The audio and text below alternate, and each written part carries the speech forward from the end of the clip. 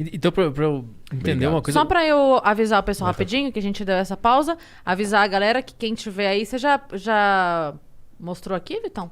Pra galera que chegou? Ah, porque eu nem vi você fazendo aquela hora, eu vi que você ficou ali. Pra avisar a galera, então, que quem não fez o pedido ainda e quiser aproveitar este momento, o nosso QR Code tá aqui no cantinho da tela. Você pode colocar aí o seu celular e aproveitar o seu primeiro pedido a 99 centavos e a gente vai comendo aqui, beleza? Então... Vocês me ouvem ainda? Sim, estamos ouvindo. Tá, porque eu tinha falado uma coisa, mas eu achei que vocês não estavam me ouvindo. A gente não ouviu antes. Ó, olha, oi. Não, eu queria fazer uma pergunta, mas acho que meio que já passou do assunto. Eu queria perguntar, então, se os Estados Unidos sabiam que o Talibã iria voltar. Eles sabiam, mas eles não tinham eles não teve um erro de inteligência que o que existiu foi acredito eu que o que houve foi os Estados Unidos devem ter falado para o Talibã e para o governo afegão negociem um acordo para não haver guerra. E o que o Talibã falou quando os Estados Unidos estavam batendo em retirada foi falar para o governo afegão, vocês devem ter 48 horas, 78 horas para deixar o poder, porque a gente não vai negociar o poder, a gente vai ser o poder. E o que aconteceu foi que o governo afegão aceitou e foi embora. Mais uma vez, por motivos de falta de nacionalismo, falta de interesse político, o Biden falou isso no discurso dele. Não tem como os Estados Unidos manter o Afeganistão soberano sobre um governo que não tem vontade política de continuar existindo e de lutar por essa existência.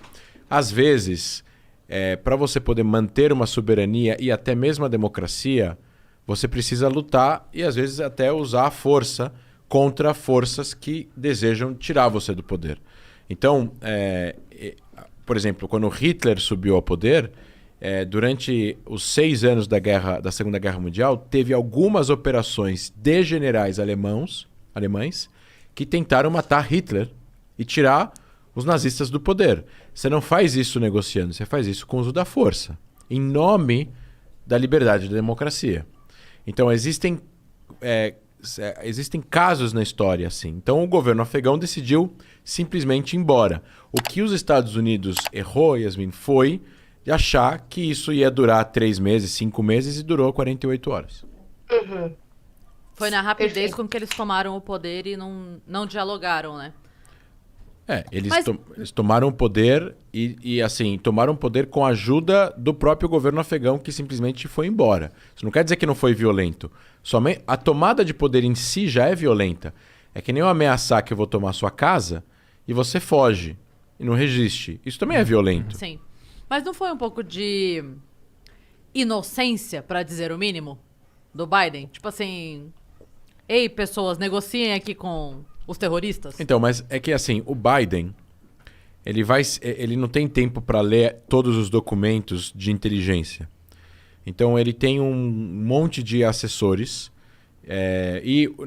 encabeçados pelo assessor, o National Security Advisor, o conselheiro principal de segurança nacional, que vai juntar todas as informações que são passadas pela inteligência militar e pelo serviço secreto e vão falar, olha, é isso que a gente está prevendo que vai acontecer.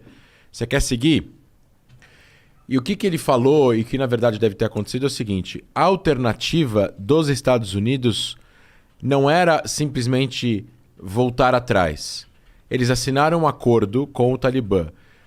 O não cumprimento do acordo geraria uma guerra com o Talibã. O Talibã iria usar da violência para tentar voltar a ter controle. Então os Estados Unidos iam engajar numa guerra com o Talibã. Em nome de quê, exatamente? Porque se a Al-Qaeda já não está mais lá, o Bin Laden já foi morto. Lembrando a todos aqui que estão escutando a gente que os Estados Unidos foram para lá não por causa do Talibã, e sim por causa da Al-Qaeda, que estava protegida pelo Talibã, mas foi por causa da Al-Qaeda. Então, assim, se o Bin Laden não tivesse feito os 11 de setembro e se a Al-Qaeda não tivesse no Afeganistão, eles provavelmente não teriam entrado lá, assim como eles não invadiram o Irã. Uhum. Até agora. E tem 40 anos da Revolução Islâmica Iraniana. Mas aí que tá, os Estados Unidos ele acabou virando refém de ter invadido lá. Ele resolveu o problema da Al-Qaeda e aí ele acabou tendo que ficar lá porque a população dependia dos Estados Unidos lá para continuar vivendo. Exatamente. E esse era o grande dilema. Se a gente sair, o pessoal que tá aqui vai acontecer o que aconteceu. Existem várias coisas que a gente pode dar de comparativo em relação a isso. Uma força como os Estados Unidos, com a influência e tudo mais que eles têm, você entrar num país, você sair é muito complicado. Você sair, por exemplo, do Japão é muito complicado, porque existem forças americanas no Japão até hoje.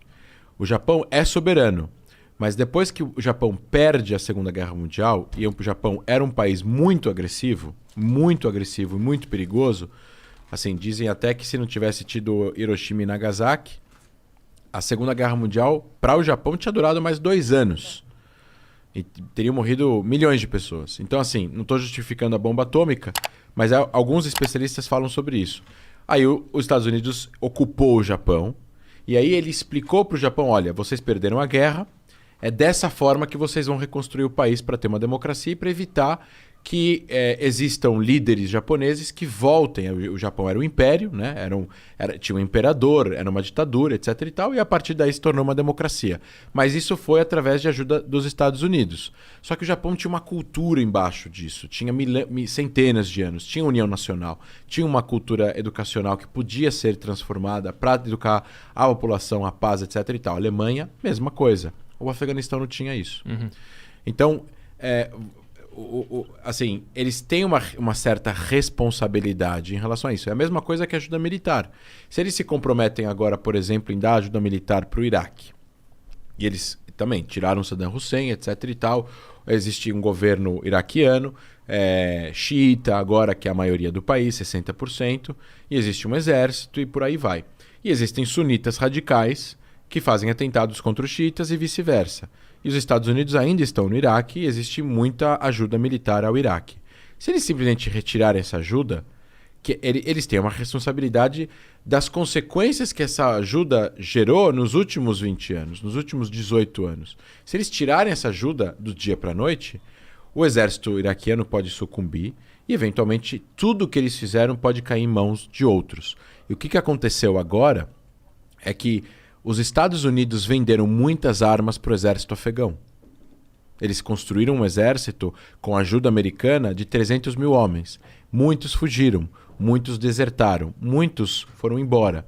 E muitas bases afegãs que estavam 100% armadas com armamento americano caíram na mão do Talibã. Então o Talibã agora está com rifles, antimísseis, tanques, carros, até aviões que eles nem sabem pilotar, porque eles não têm know-how de força aérea, na mão do Talibã. Inclusive teve uma foto que tinha um avião brasileiro.